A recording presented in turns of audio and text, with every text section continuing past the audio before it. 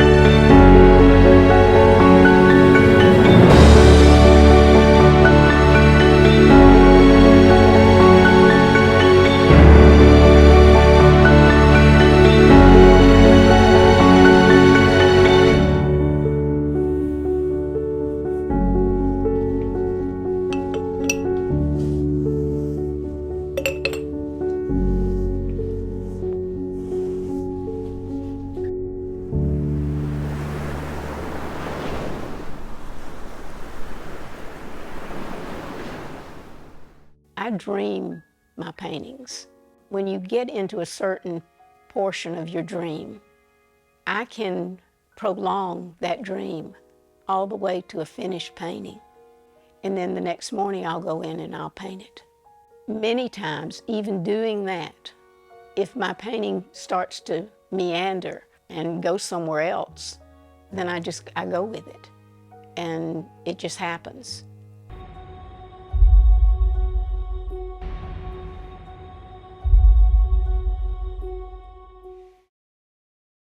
It all started in New York, where I was born in the Bronx. And my whole family was from the Bronx. My grandparents came over from Austria, Vienna, Austria, and from Poland. My grandfather was a tailor. He designed coats and clothing, so there was an artistic element there, I think. Growing up in New York with my whole family, aunts and uncles and cousins, my grandfather then moved everybody to Dothan, Alabama, to the south, where they were in retail. I remember starting to enjoy art at an early age, probably 6 or 7, with coloring books. And I never could get enough of coloring books, and I always got in trouble because I would stay up under the covers with a flashlight, coloring in the color books. My mother was a self-taught artist, and she would always bring into our home opera, Broadway shows that she would talk about, and every summer when we'd go back to New York, we would always just enjoy being in New York and going to the museums, which they always took us to. So we did that every summer. I remember she would bring art books into the house all the time.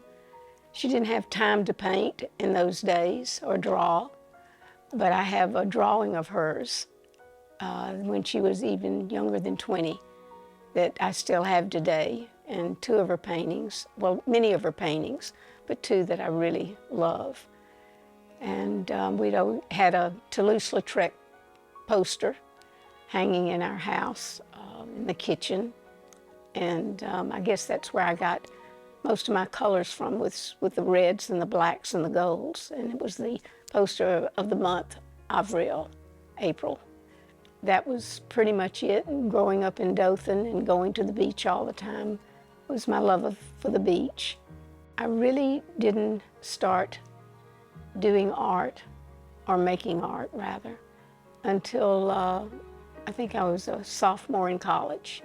I needed an easy course, and so I took ceramics. Back then they didn't have sculpture. And when I took the ceramics course, just working with the clay, I fell in love with it. and I never left Woods Hall at the University of Alabama. I almost double majored. I took so many art courses. Had a mentor at that time who was an art professor, and that's another story. But he was from New York, very intensive, used a lot of four-letter words, but he got his point across. And I remember doing a large abstract, and I thought it was getting to be pretty good. Usually he stayed in the back of the room. If you heard him walking, everybody just kind of cringed because we didn't know who he was going to stop behind. So he starts clomping down, and all of a sudden, I'm thinking, please do not stop behind me. And he did. And he looked at me and he said, "Do you think this is a good painting?" And I was so afraid to say anything, but I wanted to say, I think it's pretty good. He said, "Really?" Took my largest brush, dipped it in the black paint, and just marked the whole thing out. And I was devastated. And he said, "Now paint." And you know, what do you do when you're that age and your painting all of a sudden disappears into just black air? I started painting.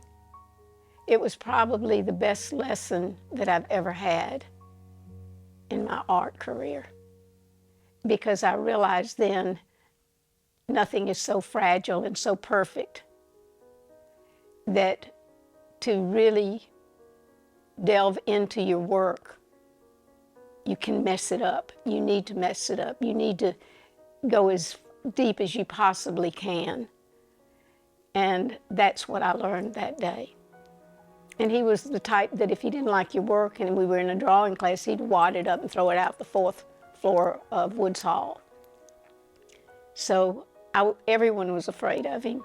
But later in life, we became best friends. And we shared our artwork together. And I would always go to his studio on campus. And so he was a very special person in my life, in my art world. After I graduated Alabama, I started painting a lot more and sold most everything that I did at that time. Then I continued to paint, but I did interior design for about 30 years. I did all of my husband's, Galen's, medical facilities.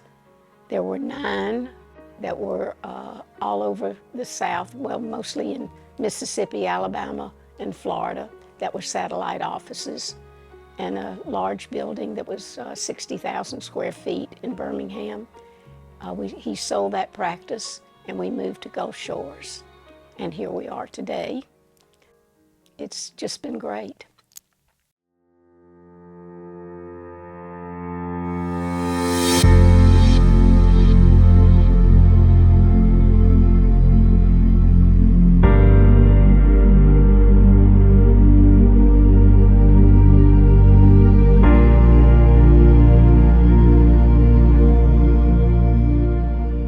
I was a student at the University of Alabama, and all of a sudden I saw a calendar with a beautiful woman on a calendar.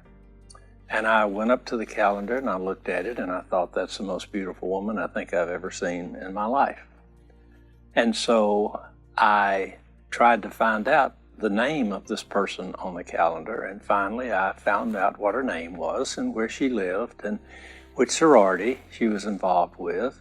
And so I reached out, and I was a football player, and I thought, okay, I'll call her and ask her for a date. And I called her and asked her for a date, and she was very kind, very polite, and said, no, thank you.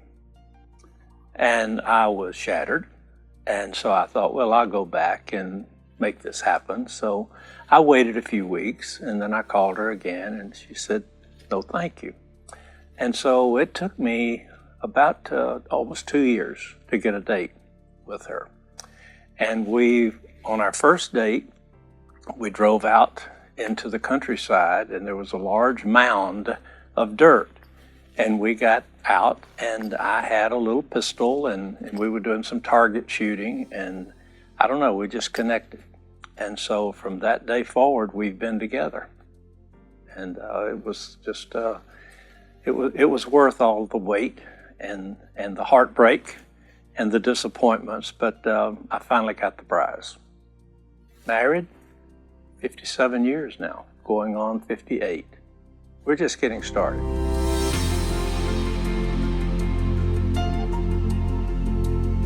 Well, she's my best friend, and I think that we probably were friends before we fell in love with each other. And I think that's a wonderful way to start a relationship. And she is truly my best friend. We talk about everything to each other. She has been a tremendous supporter of my career. And it's interesting that when I would go to medical meetings and to the plastic surgery meetings, she would actually go to the meetings with me and sit in and listen to the lectures. And so she has become quite an expert in plastic surgery. And so I think it's really helpful that, that my wife knows a lot about the surgery, because people seem to think that the wife of a plastic surgeon should know something about it. And when they ask her, she's able to answer intelligently. And that's really helped develop my career and my practice as well. So I've supported her, and she supported me. And when she began to go away and do exhibitions, whenever I could, I would go with her. And I enjoy it because I'm a bystander. And people come by and look at her art and her exhibition, and I enjoy introducing myself as I'm the husband of the artist. I don't tell them I'm a doctor or a physician or a facial plastic surgeon. I'm proud to be the husband of the artist. I think the biggest influence, and I'd love to tell you I've had a hard life, that it's really been terrible, but I've had a great life. I've had wonderful parents that supported me through everything. I have a wonderful husband who has supported me since we married. I knew very early when we were in college, I knew that she was interested in art. And so when we got married, she started painting some while I was in medical school and our residency. And she was actually selling her paintings. She was painting by commission, mostly in those days.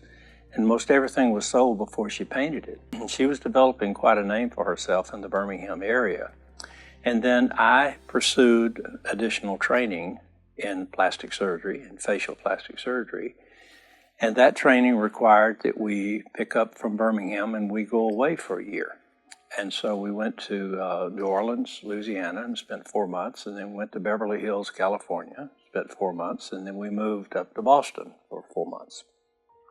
Came back to Birmingham, and by that time, her flow of doing paintings had been interrupted, and we had children. At that time, we had 2 kids already. And they were getting involved in their activities. And so Susan actually committed her life at that time to our children. And our daughter was an ice skater, and that was a real commitment because it meant that she had to get up at 4 or 5 o'clock in the morning, and Susan had to get up with her, and then after school they would go back and she would skate and practice, and then she was really competing all over the country. So Susan did that, and our son was involved in tennis. And so she really spent her lifetime during those years in our kids. And then when I started my practice, she became really my interior decorator. So she did all of the interiors for our first clinic and the second clinic and the expanded clinic and the third one. And it was interesting that when we did the last one in Birmingham, we needed some artwork. And we had 13 villas or suites where our patients stayed up on the top floor of this building. And so she bought some canvases, and I think there was about 50 paintings She whipped out about 50 paintings in a matter of about 3 or 4 weeks, and they were all abstracts and beautiful designs and colors, and all done exactly for the color scheme of that facility. It was about a 60,000 square foot facility that we had there, and so she did those paintings for that facility, and that really got her back into her painting again. And we went to a Peter Max exhibition in New Orleans. And on the way home, she had a whole bunch of paintings that were stored in different places. And I had an idea. So Galen looks at me and he said, "Susan, what are you going to do with all those paintings you got in storage?" And I thought a minute and I said, "I don't know. I'll just keep them in storage. And I'll just continue to paint." And he said, "You know, we have this used to be a exercise fitness center. That's why you see the mirrors on one wall." He said, "It's empty. Why don't you just hang your paintings there?" Maybe we convert this to her gallery and a studio. And I said, "Why would I do that?" And he said, "Because I think you should." I think that I've never seen her more excited. So a week later, I hung some paintings up. And he said, "Well, now that you've got all these paintings hanging, why don't we have an open house?" And again, I said, "Why would I have an open house?" He said, "So people can come and see your work." I said, "Nobody's going to want to come and see my work." He said, "Well, we're going to have it anyway." Over 200 people showed up in Gulf Shores, Alabama for the open house. It was incredible. I had no idea. And so that's why I have a gallery and why I have a studio.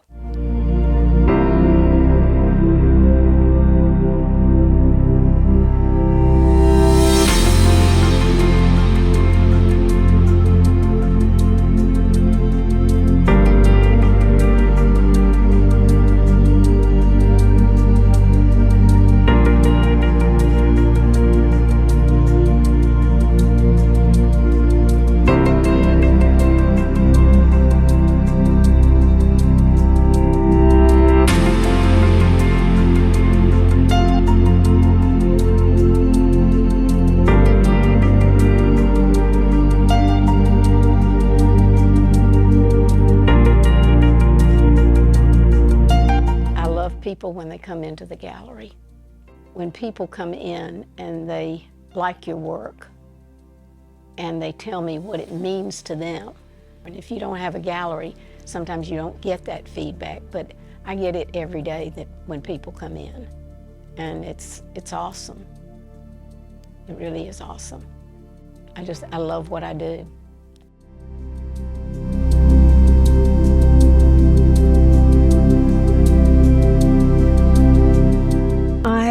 I was asked to serve as a art committee member for the United States Sports Academy. It's called ASAMA, American Sport Art Museum and Archives. That is when I met Susan McCollough. And she sat across from me and I thought, wow, you are so beautiful. And I've just admired her personality and her inner spirit. And she was obviously picked just for all of those qualities because she contributed so much to the committee. She lived, of course, here in Gulf Shores, and I was in Mobile, even further away. But we got to know each other more and more, and we just enjoyed being girls and choosing Sport Artist of the Year for the Academy, which was such an honor. And it was just great getting to know her. And then, of course, she just blossomed. And the first time I saw her art, though, was at her husband's office. I had wanted to have some surgery done. And I went and talked to him, and then I saw these huge, gorgeous contemporary art pieces, which no one was doing in Mobile. No one. And there they were. It was like, wow, she is an avant-garde person. And I just admired him so. Our artist friend here, our great contemporary artist, I was just so in awe. And I thought, wow, this should be in Mobile. And this should be everywhere. But it was until I met her on the art committee that I could express how I felt. And I don't even think I shared that story with her about seeing her art for the first time. Trying to figure out how long we've known each other, at least 12 years, possibly more. It feels like we've known each other forever.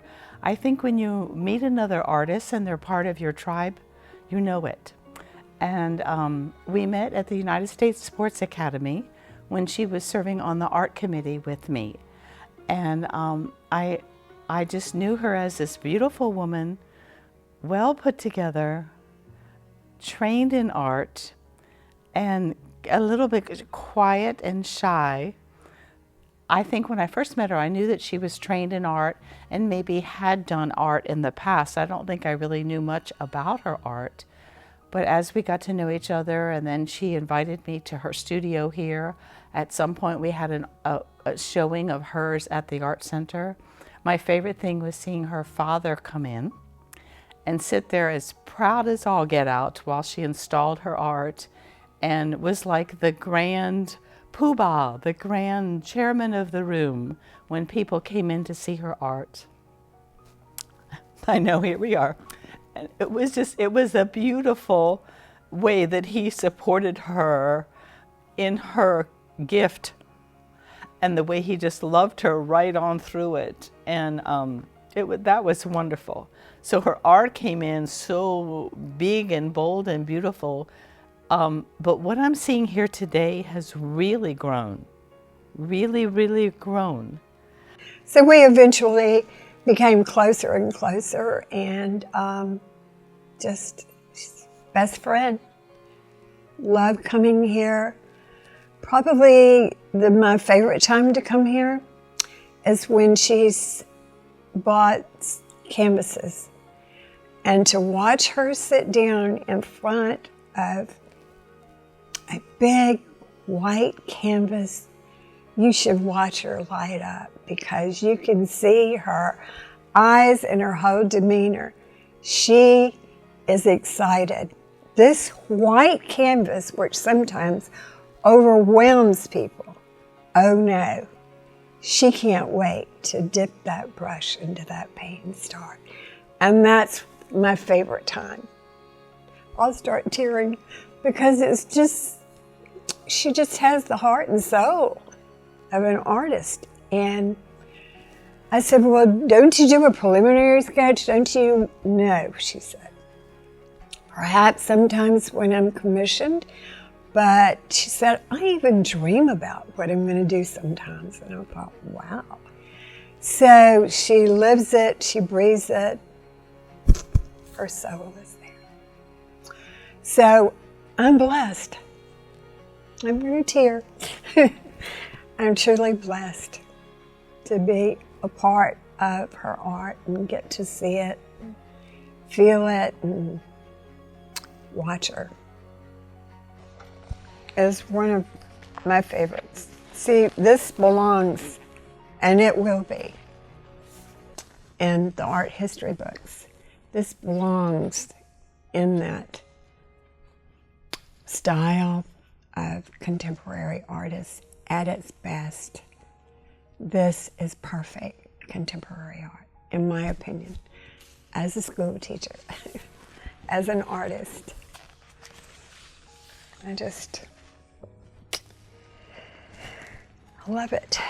And I love the between the lines. When I saw that, I was like, wow. Look at the simplicity of it, but yet, see, I saw, this is the year of the woman. emerging finally, and here it is. I love it. I love a lot of these pieces. The main thing I would say about her art and about her, I personally love her abstracts. I love them. I love her courage. I love her bravery on canvas. I feel emotions when I see them. When I walked in the door and the big red one that greets you when you come in, I just wanted to sit there and take a color bath. I just wanted to let it just like come into my soul and say, yes, you have arrived at the right place today. I think her paintings and her abstracts, I love the size that she works in, and I love the colors and the way they explode together in different emotions. It's happiness when you come in here, and movement and energy, multifaceted sculpture. So I've watched her evolve, and it's just overwhelming in how she can come up with even more. I would be exhausted. I would be like, oh, but she just begins, and then it happens, and I'm touched by it. Her hues are so strong in energy and movement, and then yet others, you know, they're the ones that you want to have in your bedroom when you go to sleep. So she can capture a mood like no other, for sure. And she sells them so fast that I can't keep up with them. It's like my favorites aren't in here, so I'm going to have to get some more favorites. I'm loving this one right here. It's different than the rest. It's not, the hues are softer. And it has my favorite colors in it. But she does a lot of hers in the black, the yellows, and the things. So I think we're sometimes programmed for that. And sometimes we do our best work in the colors that we love. So, yeah, but I really like that. I was picturing myself coming in here with some of my gifted students come to me a lot to learn about the arts. And if I had gifted students in here right now, fourth graders, and I said, go find your favorite piece of art in this room and stand by it and defend it to me. Tell me why it's best of show. I know some of them would have picked the one that looks like it has a horse or an animal.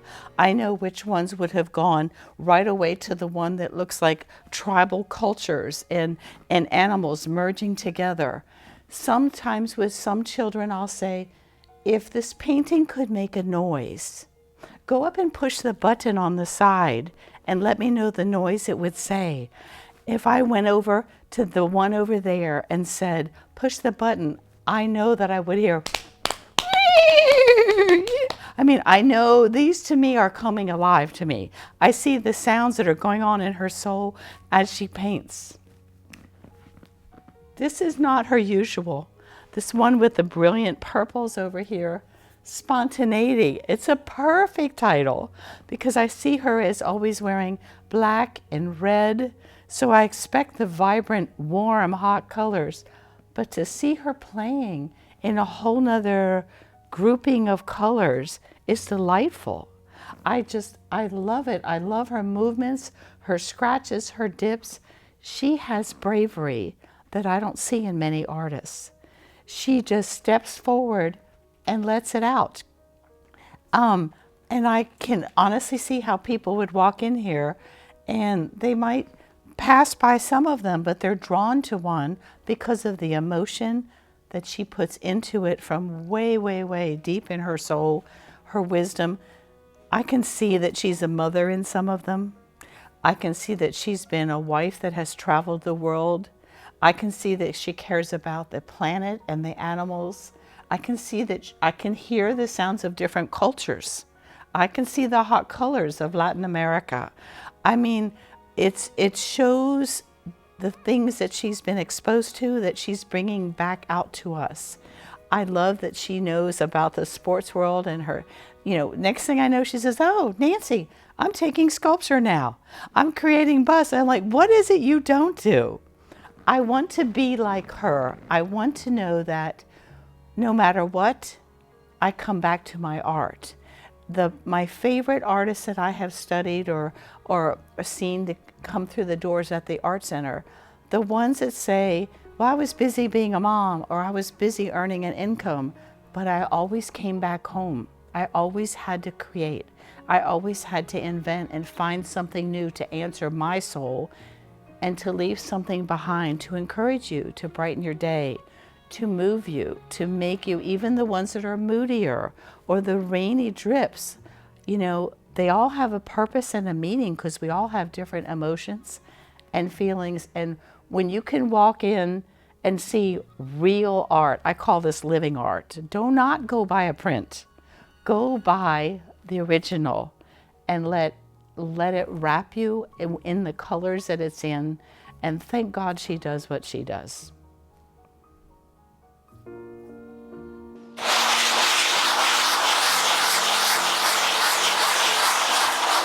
This is prime canvas. It's a 4x5, which is fairly small for me. But I always put 2 coats of gesso on it, and then I fine sand it after that.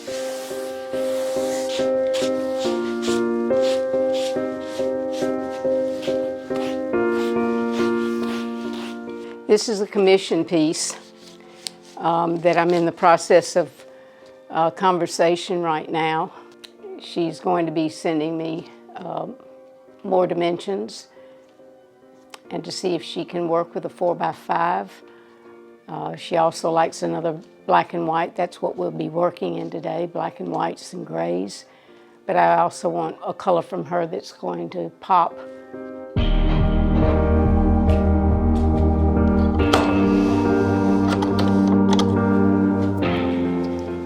I've gone to mixing bowls because of the size of my canvases, and seems to work better for me with large brushes and more open spaces. I'm using Gamasol.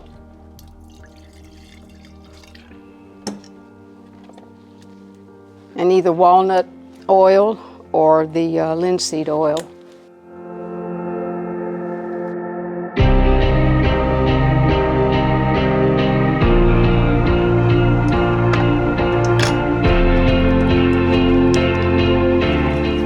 Because I'm going to use a larger brush, I'm having to use this most of the time when I'm painting anyway. Right now I'm just picturing, because it is a commission piece, the room that it's going to be in, and knowing the personality of the person. Depends on the movement that the painting will take. For her, she needs simplicity and calm. So that affects how I approach my canvas today.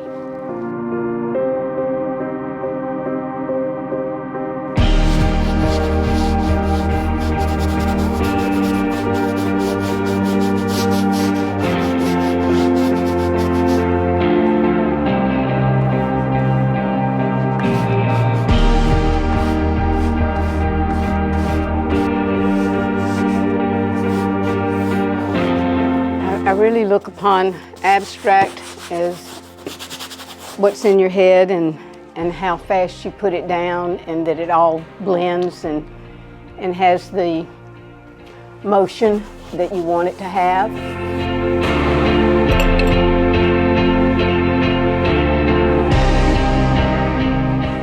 I will take the canvas and turn it. And I always do this because I work all 4 sides. because if it doesn't work one way on one side, it's not going to work. But mine turn into more of design in nature, and then already I see what it needs, and just do it.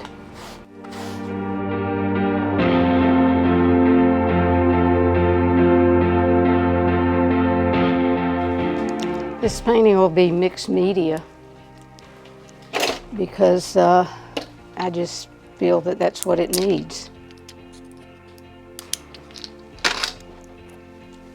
to get the effect that I'm looking for.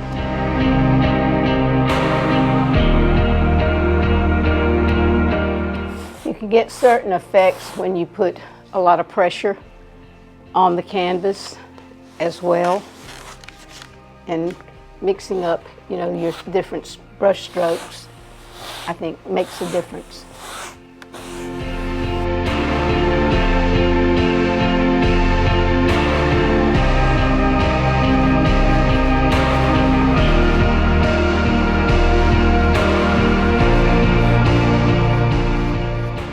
This is just design paper that I found, and I've always liked this design. I've used it many times.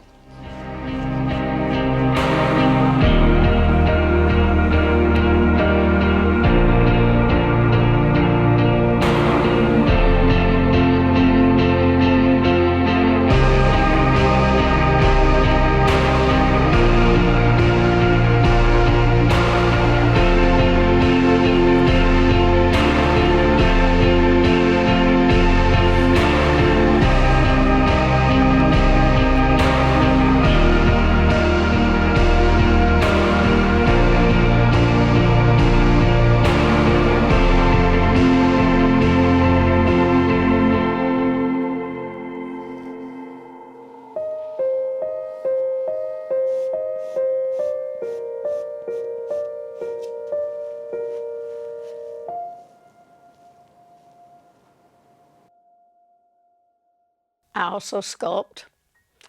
Always wanted to sculpt. I had a chance to go to New York because my husband Galen was supposed to go with physicians to do the head and neck and the sculpture of the head, just as a fun type thing. And he had a conflict, and so they said, well, can my wife go in my place? She's an artist and has always wanted to sculpt. So I went to the New York Students' Art League, studied with a professor there for 6 days. And on the plane, I said, please don't let me love sculpting because I really don't have time for it. I don't want to like it. And please let the model, whoever she is, be ugly. Because then if she's pretty, then you have to work extra hard. So when I got there, the model was drop dead gorgeous. She was Nicaraguan and Mexican descent, and it was a grueling 6 days. By the time I got back to my hotel at 8 o'clock, after 8 o'clock at night, I could not stand on my feet because you stand all day long to do it. Her name was Yesenia, and I have her in the gallery. I made 2 of them. Galen wouldn't let me sell the bronze one, but I did sell the other one, which was a white patina. Then I did my father Max next. It was my second sculpture piece, and he sat for me for 2 weeks. He never would move. I said, Daddy, you got to get up and walk around. You know, your knee's going to get locked, and he would never move. And he came to work with me here in the gallery every single morning for years until he passed at 100 years old and 6 months. So I thought he would live to be about 104 or 5. That's how sharp he was and in good shape. And then I had a large exhibition at the gallery at the University of Alabama, which was very special to me. I showed, I think, 15 paintings, and I decided I wanted to do a sculpture. And I was thinking, who should I do? You know, the president, the coach. So I decided to do Coach Saban. I must have looked at 200 photographs of him I really thought that the FBI or the security at Alabama was going to come after me because of, stalking him. But after the 200 photographs, I selected 50 and then narrowed it down to 25, and I had a big bulletin board. So I had to take a side view, an ear, back of the head, all different photographs until I came up with the one I wanted. And then I wanted to have the expression that was really special, and I found it. He was standing on the steps of the White House when they won one of the national championships, and all of his players were surrounding him. And he had this look of contentment, accomplishment, and strength, with a little smile that these guys did it. And he was proud of his players. And so that's the picture that I tried to catch. After I finished it, and during the working of it, I knew then that if I couldn't get that look, then it would go back to clay. But I was able and fortunate enough to get the look that I was after. So then we sent it to the Sabins, and they had to either like it or dislike it. And if they disliked it, then it would never be shown. They both liked it. I got a letter back, and so I gifted to them the first one. I only had 6 made. The second one I have here in the gallery. The third a client has, and the other went to the United States Sports Academy, which houses the largest sport art in the world. It's millions of dollars of art. So it's at that museum. The other went to the Bryant Museum, Coach Paul Bryant, in Tuscaloosa, and it's in the Sabin section. And the other one went to the Birmingham Sports Hall of Fame Museum there in Birmingham. And I will not have any more made. That's the end of that.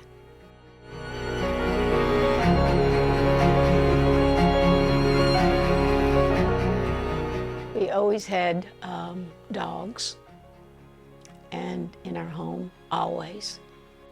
Father always taught us how to take care of an animal and what it means to take care of an animal. And he was very, very strong-minded that when you sit down to eat at night, you feed your animal first, or you don't eat. He was very wise. I thank God for him every day. We have horses. We used to raise black Tennessee Walkers, and we raised them for many years. We had 27 horses. We had a wonderful stallion. We feed them every morning and every night. We also feed our deer. We have probably 2 or 3 families of deer that we feed. We have raccoons. We have a certain duck that comes. We have herons that come and eat. We've just always loved animals. And our children do too. Animals are my heart. I did have a horse accident where I almost lost my life. And they thought for a time that I was gone, but I wasn't. Maybe psychologically that had something to do with it. Maybe that's the drive, loving life now. Too busy eating? Too busy eating? Yeah. I love you.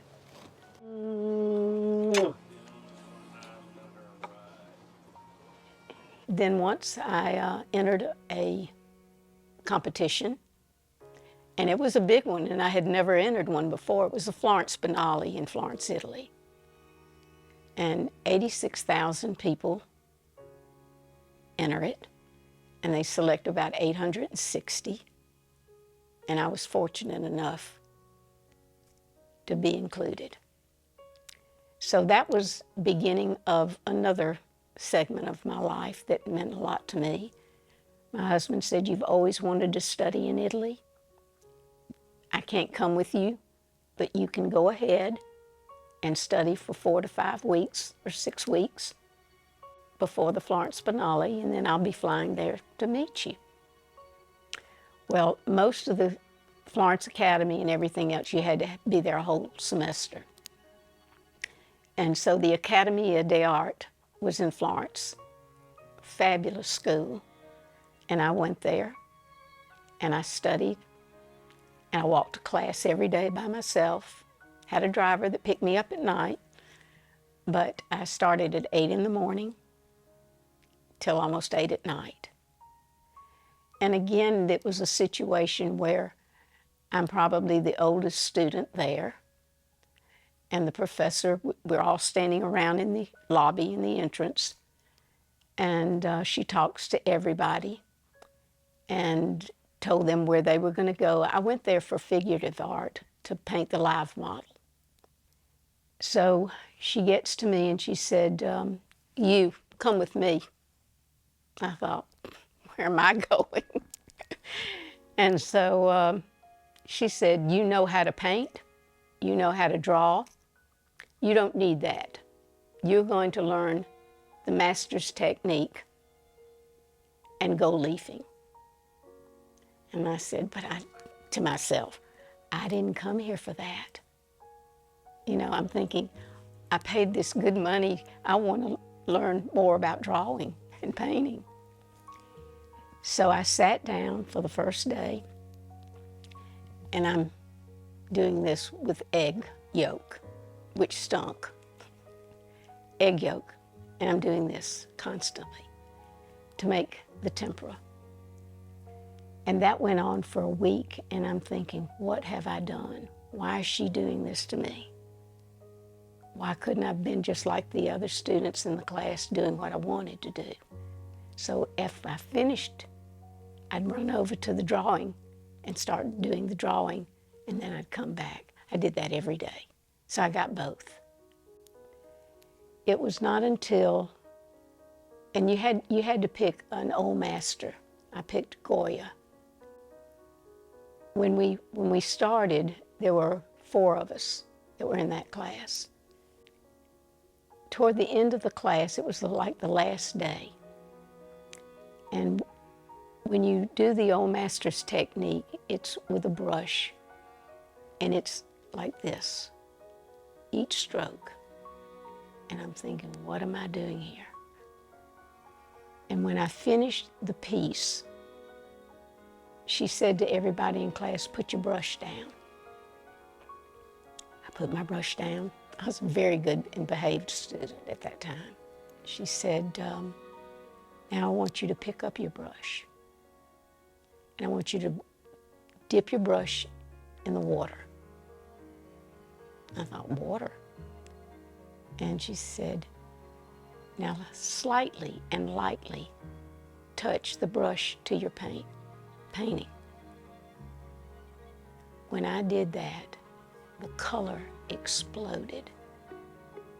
It brought the painting from the depths to life. And I started crying. And I looked at her and I said, "Okay, now I get it." I said, "Thank you from the bottom of my heart." So I learned so much in that short period of time. And then met wonderful people at the Florence Biennale that I'm still in touch with today. Dear, dear friends. And then along comes this beautiful lady, Viviana Puello, who also found my work, gave me one of the most rewarding gifts of a lifetime, and that was Artist of the Year Award in 2017, which changed my life. To be selected as ArtTour International's Artist of the Year, it is truly one of the most appreciated honors in my art career.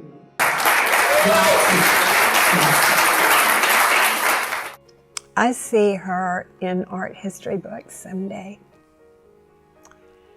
She is the contemporary artist, and Alabama is so proud to have her.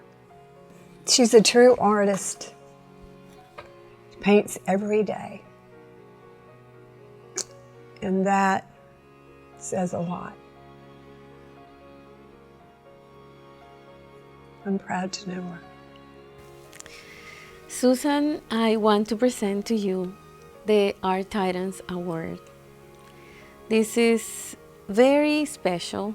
It's presented by ArtTour International Magazine to a very, very small group of artists whose life has been dedicated to their careers, who have found art sooner or later, but when they found out that was their passion, they were able to fly high and to live and not be afraid of the transformation that that journey was going to bring to them.